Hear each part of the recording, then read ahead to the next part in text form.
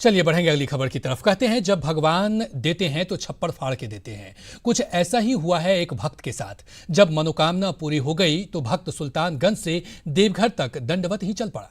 देखिए ये खास रिपोर्ट।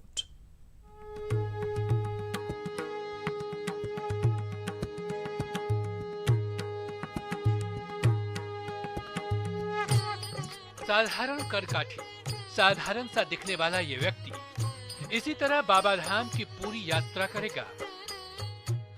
ये हैं वशिष्ठ गिरी। 15 जुलाई को सुल्तानगंज से निकले वशिष्ठ बताते हैं कि भोलेनाथ ने उनकी मनोकामना पूरी कर दी है। उनके बेटे को IAS ऑफिसर बना दिया है और इस मनोकामना के आगे ये आस्था कुछ भी नहीं।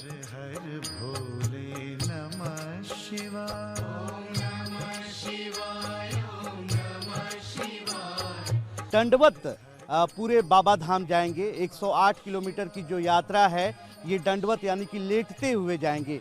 वशिष्ठ गिरी की एक मनोकामना थी जो पूरी हुई है। वशिष्ठ गिरी जी, आप इस तरह से कितने तारीख से आप चले? हम साहब 15 तारीख से चले हैं मीडिया साहब। 15 जुलाई से? जी साहब, हमारे लड़के NDA थे सर, लेकिन वो छुट्टी आए थे, कुछ मतलब कि घटना हो गया घर पे तो उनको निकाल दिया गया NDA से साहब। ग्रेजुएशन भी उनको नहीं करने दिया, फिर वो अपना उधर से ही कैसे कैसे करके किए साहब। और जो है वो अभी IAS के लिए हो गए हैं साहब। IAS बन गए हैं? हाँ साहब। आपने मन्नत मांगी थी? हाँ मांगा था साहब। क्या मन्नत मांगी थी? मांगा था कि बाबा मेरा जो है लड़का IAS हो जाए, और बाबा की कृपा से IAS हो गया साहब। पटना के दानापुर में रहने वाले वशिष्ठ गिरी की श्रद्धा देखते ही बन रही है। 108 किलोमीटर की दंडवत यात्रा करते गिरी तमाम कांवरियों के बीच आकर्षण का केंद्र बने हैं। बाबा धाम कांवरिया पथ से ब्रजम पांडे, ETV न्यूज।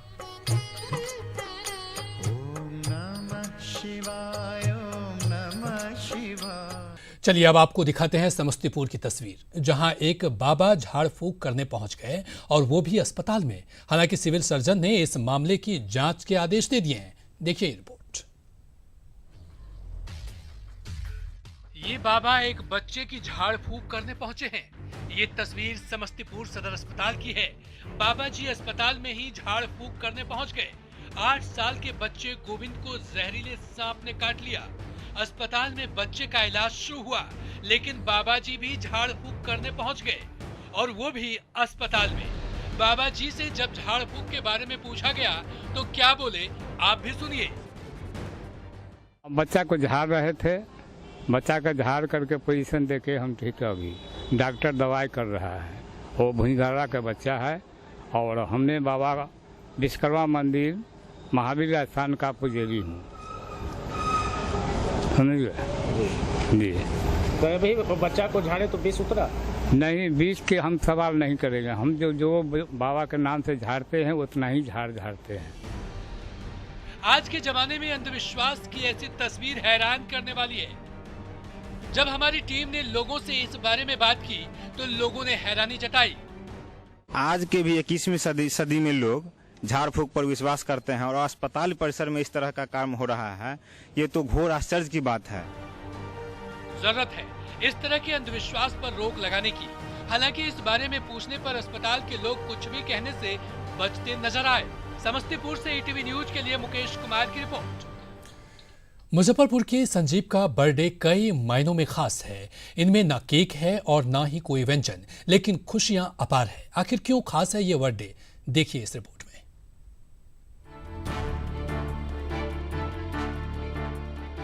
जन्मदिन तो हर कोई मनाता है, लेकिन मुजफ्फरपुर के संजीव का बर्थडे कई मायनों में खास है।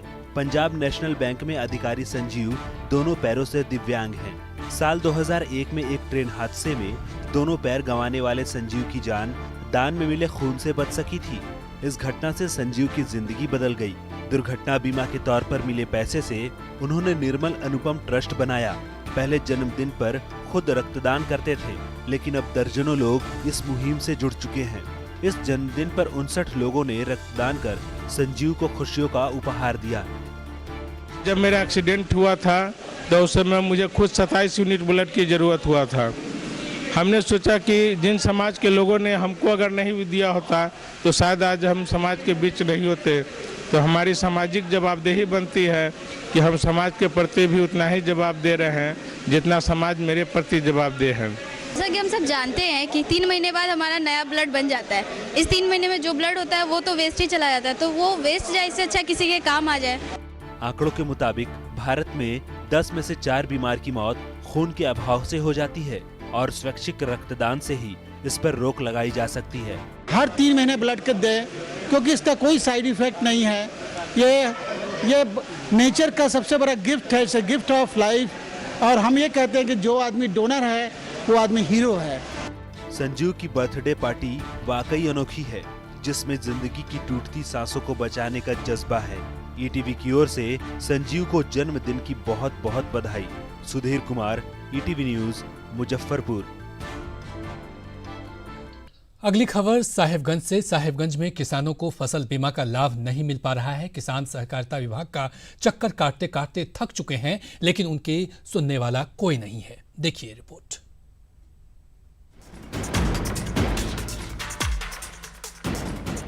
साहिबगंज में किसानों की मेहनत पर सरकारी नीतियां पानी फेर रही हैं। किसान प्राकृतिक आपदा को देखते हुए फसल बीमा कराते हैं, लेकिन साहिबगंज में वर्ष 2008 से किसानों को फसल बीमा राशि ही नहीं मिली है। किसान लगातार सहकारिता और कृषि विभाग का चक्कर लगाते हैं, लेकिन वहां सिर्फ आश्वासन ही।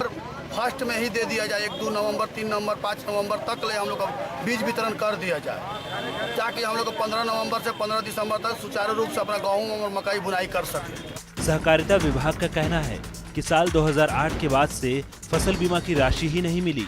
कुछ प्रखंडों में सरकार की ओर से फसल बीमा की राशि दी गई है, लेकिन अब प्रधानमंत्री फसल बीमा के जरिए किसानों को लाभ मिलेगा। 16 का सरकार और राज्य सरकार और केंद्र सरकार के बीच में जो कंपोनेंट होता है और बीमा कंपनी तो वो राशि जो क्षतिपूर्ति का उनका डायरेक्ट खाता मिल जाएगा, क्योंकि 16 से ही प्रधानमंत्री कृषि योजना लागू है और वो किसान को जागरूक किया है कि उनका यूनिट जो इकाई है धान का वो पंचायत हो गया है। और मक्का 16 में बहुत नज़दीक समय नज़दीक है, 15 से 20 दिन के अंदर में कुछ न कुछ राज्य सरकार केंद्र सरकार का जो आएगा उनको RTGS के माध्यम से होगा। राज्य में किसानों के आत्महत्या की खबरें लगातार मिल रही हैं। निश्चित रूप से सरकार को भी किसानों की परेशानियों को देखना होगा। फसल बीमा की राशि नहीं मिलने से किसानों का हताश होना स्वाभाविक है। निशान, ईटीवी न्यूज, साहिबगंज।